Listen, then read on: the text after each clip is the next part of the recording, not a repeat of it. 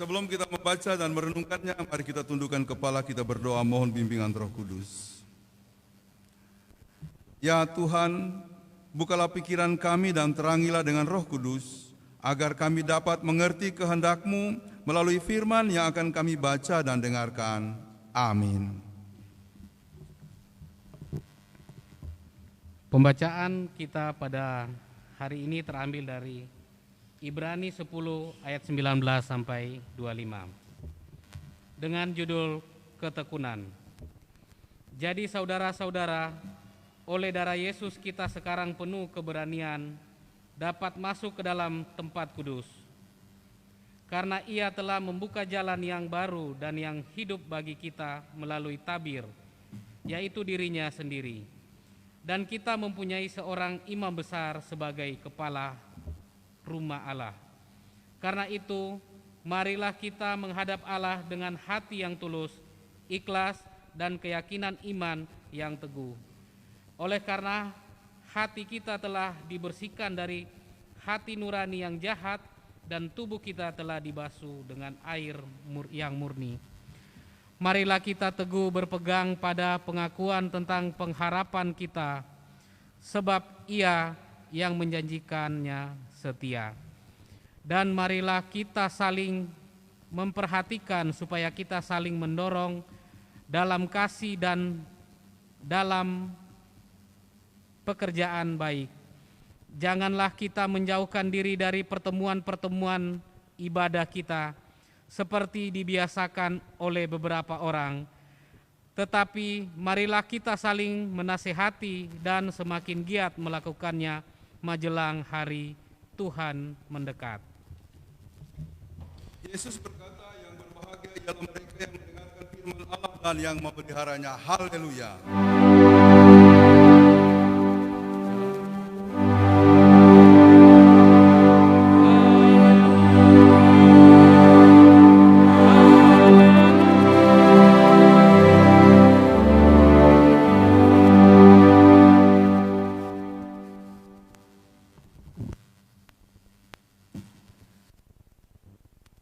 Pada hari ini adalah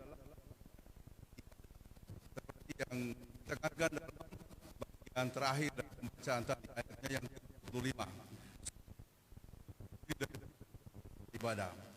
Beberapa tahun lalu ada seorang bercakap, kemudian memberitahukan pengalamannya ke Amerika. Jadi seorang yang aktif di pelayanan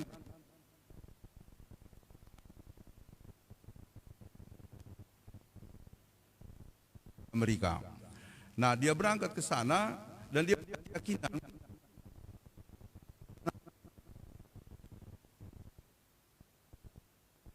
Tuhan tidak anaknya. Dia percaya bahwa ke Amerika Tuhan akan memimpinnya. Tuhan tahu Tuhannya. Suatu saat ketika mereka sudah tiba di Amerika pas musim dingin, ya, nanti seperti Imran ini nanti ke Amerika itu bulan September itu katanya. Nah, paket yang dia bawa dari sini cukup menghangatkan untuk kondisi. Tapi dia bilang begitu, saya tidak mau teman. Saya percaya Tuhan pasti menjawab.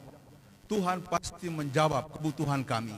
Yang penting kami beriman, yang penting kami beribadah. Nah, hari Minggu lalu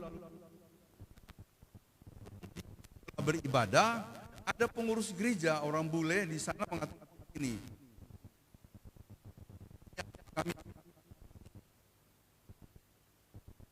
Karena itu kami bawa jaket untuk Bapak dan Ibu. Karena dia Tuhan itu tahu kebutuhan kita. Yang penting kita taat, percaya dan rajin beribadah. Kalau dia bilang kalau saya tidak datang beribadah, mungkin saya masih kedinginan. Jadi pengalaman itu menurut saya unik ya. Memang kita harus berakal, berhikmat, tapi kadangkala kita harus pegang sebuah prinsip beriman bahwa dalam kondisi-kondisi tertentu Tuhan Tuhan akan datang untuk menolong kita. Nah, seperti tema hari ini, jangan menjauhkan diri dari ibadah, marilah kita terus beribadah kepada Tuhan. Memang sekarang masih kondisi seperti ini, pandemi COVID belum selesai, beribadahnya masih terbatas. Tapi saya yakin bagi mereka yang punya kerinduan beribadah, dapat beribadah secara terbatas di kampus ini secara on-site. Apa yang dikatakan di dalam pembacaan tadi, saya bisa pola atau saya bisa bagi pada beberapa babak. Yang pertama itu tekanannya pada Yesus adalah jalan kita menuju kepada Allah. Jadi Yesus adalah jalan kita menuju kepada Allah. Yang kedua, Yesus adalah besar di sorga. Imam besar di sorga mengantar persembahan kita supaya lalu kemudian disampaikan kepada Tuhan. Dan yang berikut adalah Tuhanlah satu-satunya. Maksudnya di sini adalah Tuhan Yesus adalah satu-satunya yang mampu menyucikan kita, tidak ada yang lain. Nah, oleh saya akan membahas secara sekilas 3 pokok besar sebelum masuk pada hal-hal lain. Tuntutan daripada firman tadi. Yang pertama, Tuhanlah jalan bagi kita menuju kepada Bapa di sorga. Kita mendengar di dalam Yohanes 14 ayat 6 dikatakan di situ, akulah jalan kebenaran dan hidup. Akulah jalan kebenaran dan hidup. Tidak ada seorang pun yang bisa sampai kepada Bapa kalau tidak melalui aku. Dengan kata-kata atau dengan firman ini, Yesus mengatakan, tidak ada orang yang bisa sampai kepada Bapa. Itu iman kita. Tidak ada yang bisa sampai ke sorga kalau tidak melalui aku, kalau tidak percaya kepadaku. Nah, artinya seluruh pengajaran Yesus, hidupnya, pelayanannya menjadi patron. Seperti yang berkali-kali saya sebutkan, menjadi kerangka untuk kita bisa sampai kepada Bapa. Kalau tidak melalui Yesus, tidak mungkin kita akan sampai kepada Bapa. Tidak mungkin akan selamat. Nah, kenapa? Karena sudah terbukti. Dari lahir sampai mati, Yesuslah satu-satunya manusia di muka bumi ini yang telah menunjukkan kepada seluruh umat manusia bagaimana kasih itu dipraktekkan sepenuh-penuhnya.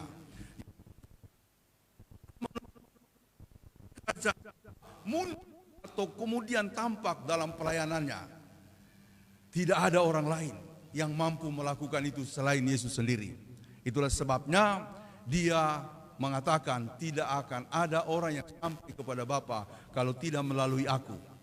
Ini mau mengajarkan kepada kita, kalau kita tidak belajar kepada Yesus, tidak mendengarkan Yesus, tidak mengikuti Yesus, tidak mau melakukan apa yang Yesus lakukan, jangan harap kita akan sampai kepada Bapa. Mulai dengan beberapa hal kecil. Yang pertama, dia adalah figur yang sederhana. Sungguh sangat sederhana. Lahirnya saja di kandang domba. Ya, orang-orang bertanya, kenapa dia sebagai raja tidak lahir di istana? Bukan persoalannya dia tidak bisa, dia sanggup. Tetapi memang Yesus mulai menggariskan bahwa jalan hidup dalam terang keselamatan harus sederhana. Karena itu, orang kalau mau betul-betul melayani, maka pertama-tama dia harus menunjukkan dalam aspek ini, kesederhanaan. Agak aneh kalau misalnya saya berjumpa dengan para pendeta, pakai mobil Volvo begitu ya, pakai mobil malah ada yang saya lihat pakai Alphard begitu ya. Salahkah seorang pendeta menggunakan mobil-mobil mewah seperti itu? Tidak. Tetapi itu tidak sejalan dengan misi pelayanannya. Ya, kalau saya pakai expander itu karena Mama Butet. Ya, karena dia orang yang kerja. Ya. Nah, tetapi ini sekilas ya pengalaman ya. Kenapa kita bisa dapat itu juga saya ajaib. Karena waktu itu kita mendiskusikan bagaimana ya kalau kita dapat mobil yang agak lebar sedikit. R3 kan lumayan lebar, tapi waktu itu juga memang ingin agak lebar dikit, ya. Expander cocok lah. Ya, untuk kita. Untuk apa mobil yang agak lebar? Supaya kalau misalnya kita pulang bareng-bareng bisa 7-8 orang, begitu ya. Persis seperti Ibu Ros atau teman-teman yang lain kalau ngangkut orang itu bisa 7-8. Untung yang saya angkat biasanya kecil-kecil ya. Ada si Ul, Iin atau si Tessa, kadang-kadang Butet, si Vira. Ya, kalau yang kecil-kecil itu dirampingin bisa lebih banyak lagi. Ya. Dan saya pernah bilang sama teman saya yang juga pengenkan kendaraan, saya bilang jangan itu jadi cita-cita. Kalau itu jadi tujuan, kadang-kala kita tidak dapat.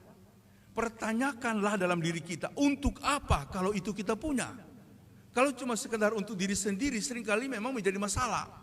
Nah, bayangkanlah bahwa kalau saya punya ini, saya bisa angkut orang, atau saya bisa antar orang, atau saya bisa bawa orang dalam rangka pelayanan, dalam rangka membantu. Tuhan akan buka jalan.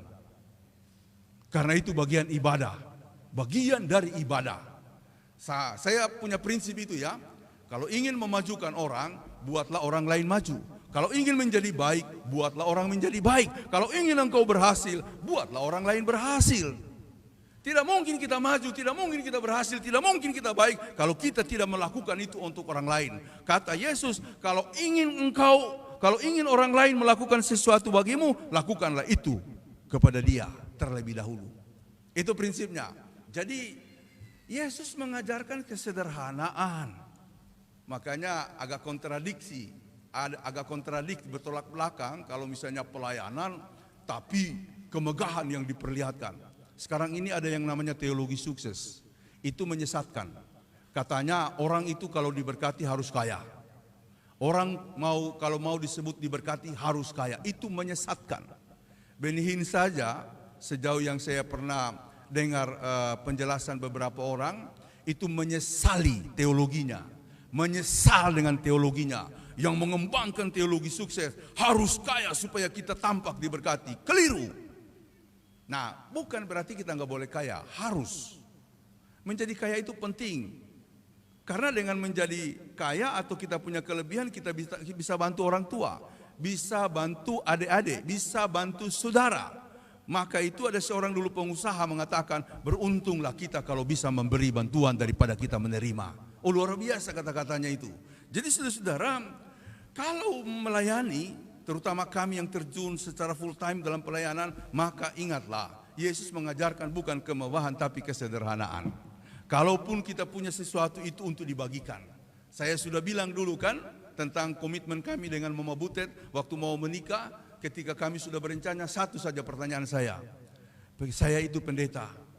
Dan saya punya saya punya prinsip pendeta tidak boleh kaya. Pendeta bisa kaya, pendeta bisa punya segala sesuatu. Tapi bagi saya pendeta tidak boleh kaya. Karena apa? Kita hanya ada untuk melayani orang lain dan memberikan apa yang kita punya. Ketika dia bilang, oke, saya ikut kamu, maka kita menikah. Oh, ada satu lagi pertanyaan. Pendeta itu pindah-pindah dari satu tempat ke tempat yang lain. Kamu bersedia? Dia bilang bersedia. Karena kalau tidak mau dipindah-pindah, bagaimana kita mau melayani? Kalau umpamanya kita hanya menghimpun atau mengumpulkan harta, bagaimana kita akan peduli kepada orang lain? Kadangkala bahasa kita tidak sesuai dengan apa yang kita katakan. Jadi ini satu hal kecil mau mengikuti Yesus. Yang kedua, dia melakukan kasih sepenuh-penuhnya. Ya, dan tidak ada orang yang pernah melakukan itu sampai tuntas. Dari awal hidupnya sampai akhir hidupnya selain Yesus. Dia menjalankan kasih itu full. Saya pernah menjelaskan ini ke kita. Sampai di atas kayu salib aja kasih itu tidak berkurang. Dia mengatakan kepada Bapa di sorga, ya Bapa ampunilah mereka sebab mereka tidak tahu apa yang mereka perbuat. Ya, langkah-langkah yang dia lakukan, langkah-langkah penuh nilai kerajaan Allah. Kerajaan Allah itu tidak pakai cara dunia. Tidak pakai perang, tidak pakai kekerasan, tidak pakai pola dunia. Tidak kawin 2 kali atau tidak kawin dengan lebih satu istri atau satu suami. Dia kikis habis. Karena apa dia bilang? Jangankan kamu mengambil perempuan atau istri orang lain, kamu melihat aja kamu udah berzina. Dia kikis habis. Betul-betul seluruh hidup Yesus itu menggambarkan misi Allah yang luar biasa. Karenanya waktu dia bangkit, Allah mensahkan Yesus adalah jalan keselamatan bagi kita. Jadi tidak ada yang lain, tidak ada figur yang lain. Yang kedua, saudara, dia imam besar. Imam besar itu yang menerima persembahan kita untuk dibawa kepada Bapa di sorga.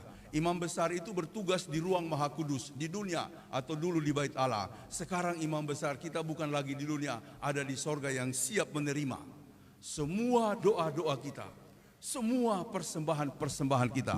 Lalu kemudian menjadi sesuatu yang kudus, yang kemudian dikenan oleh Tuhan. Karena itu kita memberi persembahan melalui ibadah-ibadah kita untuk kita tujukan kepada Allah melalui imam besar. Yang ketiga, besar yang disampaikan dalam firman tadi, yang ketiga adalah dialah satu-satunya Tuhan yang menyucikan kita dari dosa. Jadi kalau ada yang mau mengakui dosa, kita berdoa, tapi bukan pendeta yang memberikan pengampunan. Itu pengampunan berasal dari Tuhan. Nah, dari tiga hal besar itu, kemudian Paulus merinci beberapa hal. Yang pertama, marilah kita menghadap Tuhan dalam kekudusan hidup kita, sekaligus juga menghadap imam besar. Itu yang dia minta, supaya kita menghadap sang imam besar.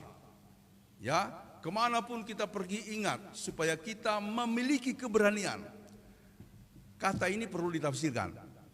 Beberapa kali Paulus, kita sudah diberikan keberanian untuk menghadap imam besar, ya, untuk kemudian datang kepada Allah. Kata keberanian bukan berarti merasa mampu atau saya merasa kuat karena saya pendeta, bisanya saya masuk. Oh tidak, keberanian di sini dalam arti bagaimana kita menghimpun seluruh kerinduan kita, keinginan kita untuk sungguh-sungguh beribadah.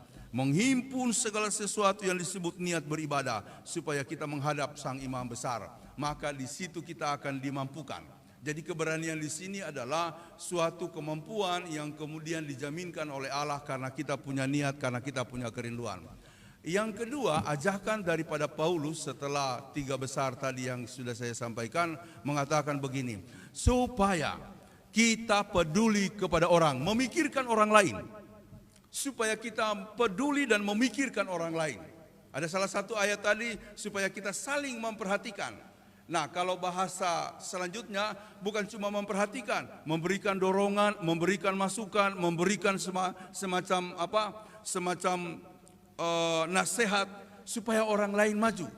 Ini penting sekali dalam persekutuan. Kalau sudah ada yang mulai malas-malas, lalu kita nasihati. Atau kalau ada yang berada dalam problema dan dia bingung untuk menyelesaikan masalah, kita datang untuk membantu dia. Inilah yang disebut saling memperhatikan. Bukan cuma saling memperhatikan dalam kategori-kategori seperti itu, sampai kepada kebutuhan-kebutuhan. Kalau ada yang susah, bahkan tidak punya apa-apa, maka semua warga saudara harus saling membantu. Nah, yang berikut yang dijelaskan sebagai hal praktis dari Paulus adalah jangan menjauhkan diri dari ibadah-ibadah. Jangan menjauhkan diri dari ibadah-ibadah. Nas pembimbing tadi mengatakan, latihan badani itu banyak gunanya, tapi ibadah berguna dalam segala hal. Karena mengandung janji untuk hidup sekarang ini maupun hidup yang akan datang. Artinya ibadah itu harus kita miliki, harus kita lakukan. Dan kalau perlu, kita melatih diri kita untuk beribadah. Latihan badani itu kan luar biasa. Untuk kita menjadi seorang yang profesional, seorang petinju itu kan harus latihan luar biasa, ya.